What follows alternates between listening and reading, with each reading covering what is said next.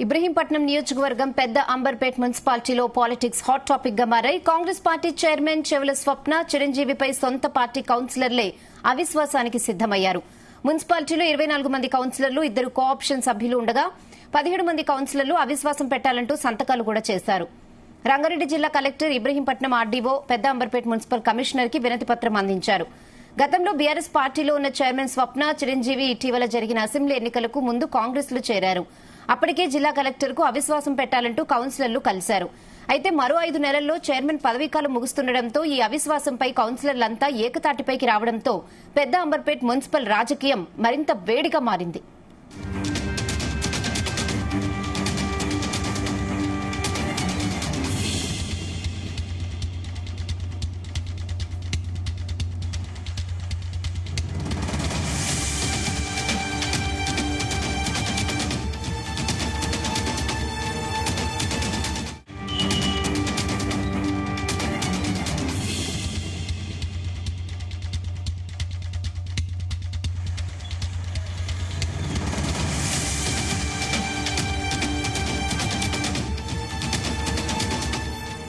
ఇబ్రహీంపట్నం నియోజకవర్గం పెద్ద అంబర్పేట్ మున్సిపాలిటీలో పాలిటిక్స్ హాట్ టాపిక్ గా మారాయి. కాంగ్రెస్ పార్టీ చైర్మన్ చెవుల స్వప్న చిరంజీవిపై సొంత పార్టీ కౌన్సిలర్లే అవిశ్వాసానికి రెడీ అయ్యారు. ఇదే విషయంపై మరిన్ని అప్డేట్స్ మా ప్రతినిధి శివ అందిస్తారు. శివ, రెహానా, అయితే రంగారెడ్డి జిల్లా ఇబ్రహీంపట్నం నియోజకవర్గంలో ఉన్నటువంటి పెద్దంబర్పేట మున్సిపాలిటీలో 24 మంది కౌన్సిలర్లు అయితే ఉన్నారు. ఇక్కడ 24 వార్డులకు 24 మంది కౌన్సిలర్లు ఉండగా దీంట్లో దాదాపుగా 17 మంది కౌన్సిలర్లు అయితే సొంత పార్టీకి చెందిన, ఇప్పుడు ప్రస్తుతం రోలింగ్ ఉన్న పార్టీ, అదేవిధంగా ఎమ్మెల్యే కూడా కాంగ్రెస్ పార్టీకి చెందిన ఎమ్మెల్యే మల్రెడ్డి రంగారెడ్డి ప్రాతినిధ్యం వహిస్తున్నటువంటి నియోజకవర్గంలో ఉన్నటువంటి పెద్దంబర్పేటకి సొంత పార్టీకి చెందినటువంటి 17 మంది కౌన్సిలర్లు చైర్మన్ పై అయితే అవిశ్వాసం పెట్టాలని చెప్పేసి అయితే నిన్నటి రోజు రంగారెడ్డి జిల్లా కలెక్టర్ కి, అదేవిధంగా ఇబ్రహీంపట్నం ఆర్డీఓ మున్సిపల్ కమిషనర్ కి అయితే వినతి పత్రం ఫామ్ 1 అయితే అందించడం జరిగింది. దీనిపై స్పందించినటువంటి కలెక్టర్ అయితే తొందరలోనే ఏదైతే మాకు లీగల్ గా మేము చేయాల్సిన పద్ధతిలో ప్రొసీజర్ చేసుకుంటూ మీకు అతి తొందరలోనే పెద్దంబర్పేట మున్సిపాలిటీలో మీకైతే అవిశ్వాస తీర్మానానికి అయితే ఏర్పాట్లు చేశామని అయితే హామీ ఇచ్చినట్లుగా కౌన్సిలర్లు, ఇక స్థానికంగా ఎవరైతే అసమ్మతిగా ఉన్నటువంటి 17 మంది కౌన్సిలర్లు అయితే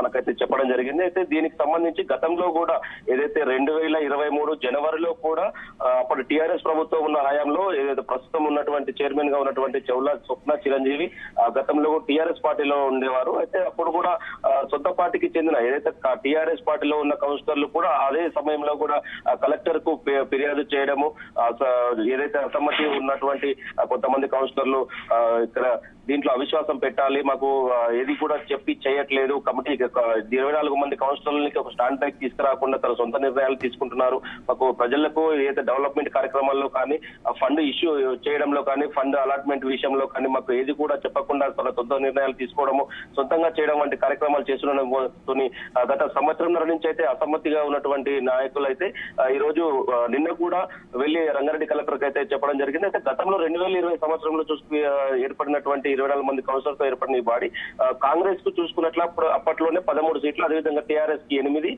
ఇండిపెండెంట్ గా ఒక అభ్యర్థి, బీజేపీగా ఒక అభ్యర్థి, సిపిఐగా ఒక అభ్యర్థి ఉండగా అప్పట్లో ఉన్న టీఆర్ఎస్ ప్రభుత్వము 2 ఎమ్మెల్సీతోని కోఆప్షన్ సభ్యులుగా ఎంచుకొని వాళ్ళతో పాటుగా వాళ్ళని ఇంక్లూడ్ చేసుకొని ఇక్కడ ఉన్నటువంటి ఇండిపెండెంట్, అదేవిధంగా వేరే ఇతర వార్డు మెంబర్లతో కలిసి అయితే చైర్మన్ పదవిని అయితే దక్కించుకోవడం జరిగింది. కాంగ్రెస్ కు 13 ఉన్నప్పటికీ కూడా వీళ్ళు అధికారంతో ఉన్నటువంటి టీఆర్ఎస్ ప్రభుత్వం అప్పట్లో ఇదే చెవుల స్వప్న చిరంజీవిని అయితే టీఆర్ఎస్ పార్టీ నుంచి చైర్మన్ గా అయితే చేయడం జరిగింది. అయితే గత కొద్ది రోజుల క్రితం ఏదైతే ఎమ్మెల్యే ఎలక్షన్లకు ముందు కాంగ్రెస్ పార్టీలోకి అయితే చెవుల స్వప్న చిరంజీవి అయితే వెళ్లడం జరిగింది. అది కూడా ఇక్కడ ఉన్నటువంటి కొంతమంది దాదాపుగా మెజారిటీగా ఉన్నటువంటి కాంగ్రెస్ నాయకులు ఎవరైతే ఉన్నారో, కౌన్సిలర్లు ఎవరైతే ఉన్నారో వాళ్ళకు కూడా ఇతని పార్టీలోకి రావడం ఇష్టం లేకపోవడము, అదేవిధంగా వాళ్లకు వ్యతిరేకంగా గతంలో ఉన్న ప్రభుత్వంలో ఉన్నప్పటి నుంచి వ్యతిరేకంగా ఏదైతే కొన్ని పనులు చేయడం వలన ఇతను చెవుల స్వప్న చిరంజీవి అయితే కాంగ్రెస్ పార్టీలోకి అయితే రావడం అయితే ఇంట్రెస్ట్ లేదని చెప్పేసి ఎమ్మెల్యేకి చెప్పినప్పటికీ కూడా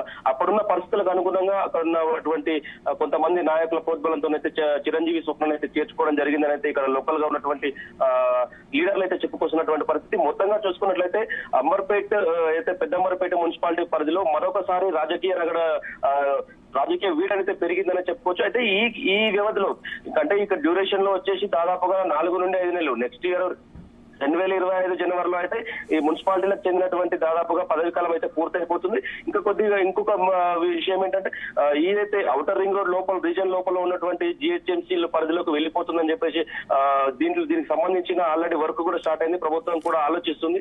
దీనికి సంబంధించిన ఫైల్స్ కూడా తీసుకెళ్లాలంటే ఒక వార్త అయితే వినపడతా ఉంది. ఆ సమయంలోనే కొంతమంది ఆశావాహులు ఎవరైతే ఉన్నారో ఈ ఒక్కసారికైనా చివరిసారిగా మా పేరు ఈ 4-5 నెలల్లో అయినా కూడా మేము చైర్మన్ పదవిలో కూర్చోవాలి అని అసమ్మతి వ్యక్తం చేస్తూ ఇతనిపై అసమ్మతి అయితే వ్యక్తం చేయడం జరిగింది. ఎవరికి వారుగా అయితే రాజకీయంగా కొన్నిసార్లు క్యాంపు కూడా వెళ్ళడం జరిగింది. ఇక్కడ ఉన్న ఇటువంటి అసమ్మతి నేతలు అయితే ఎవరున్నారో వాళ్ళకి కొంతమంది 15 నుంచి 16 మంది వరకు కూడా వార్డు మెంబర్లు అయితే ఎవరైతే ఉన్నారో కౌన్సిలర్లు వాళ్ళు కూడా ఈ గత సంవత్సరంలో ఏర్పాటు చేసినటువంటి అవిశ్వాస తీర్మానం గురించి ఖచ్చితంగా ఇది అయిపోతుంది.